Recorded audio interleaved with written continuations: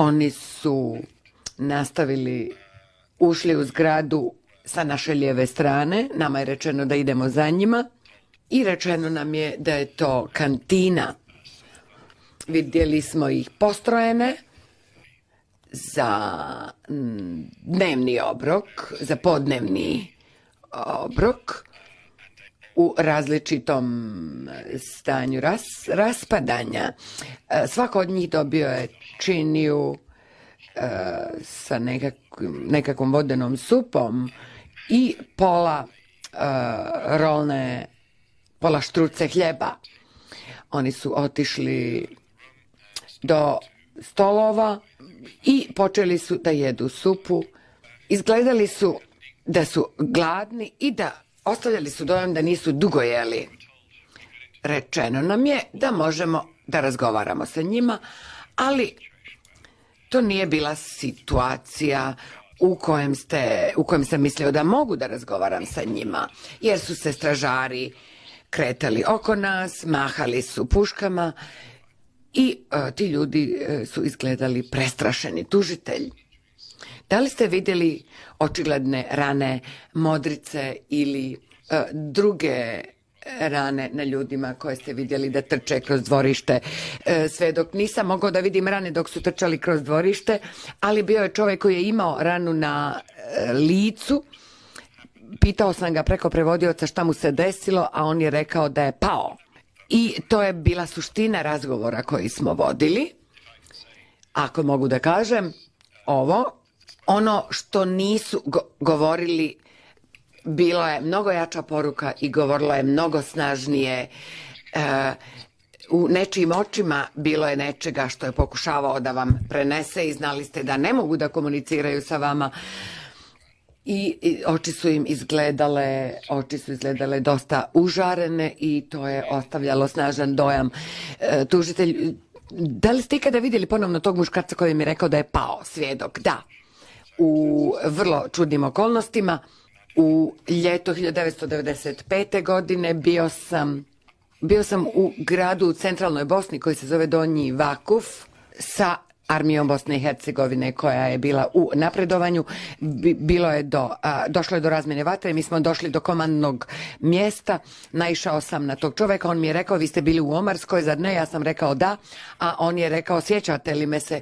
I ja ga se nisam sjećao jer je on se mnogo udebljao, odnosno bolje da kažem povratio je svoju izgubljenu težinu i rekao je sjećate li se čovjeka koji vam je rekao da je pao? To sam bio ja.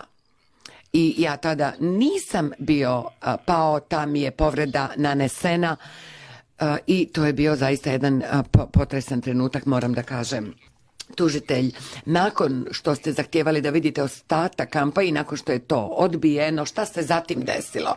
Svjedok, mi smo rekli da želimo da razgovaramo sa više stanovnika logora jer smo osim vizualnih utisaka iz kantine imali vrlo malo. Imali smo muškarca koji izlazi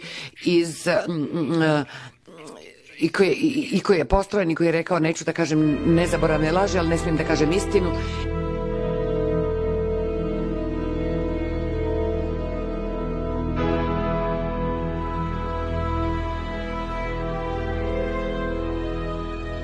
Bili smo u kombiju.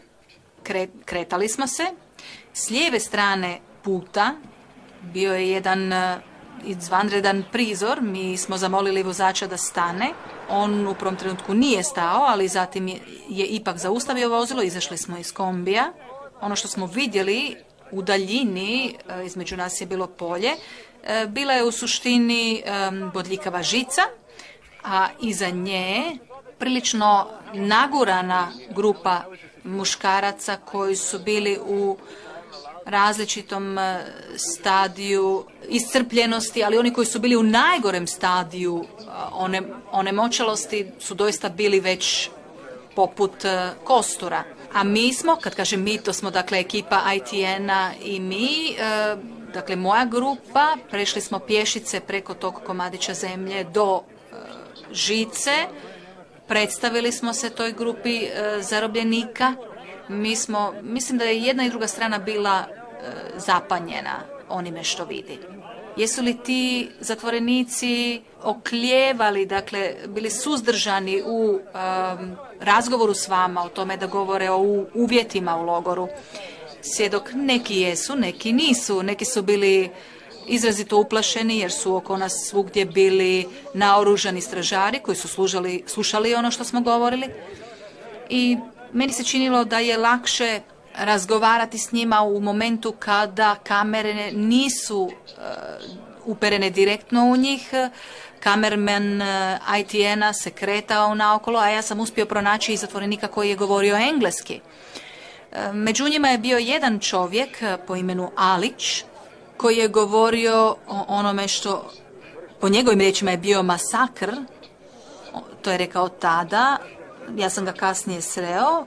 Međutim, tada je rekao da je 200 muškaraca bilo ubijeno u jednoj noći u tom logoru, Keratermu, i da je on bio jedan od tih koji su zamolili, koji su zatražili da se pridruži grupi koja je morala odnijeti tijela, međutim on se jednostavno slomio, nije to mogao učiniti i zamijenili su ga drugim zatvorenikom.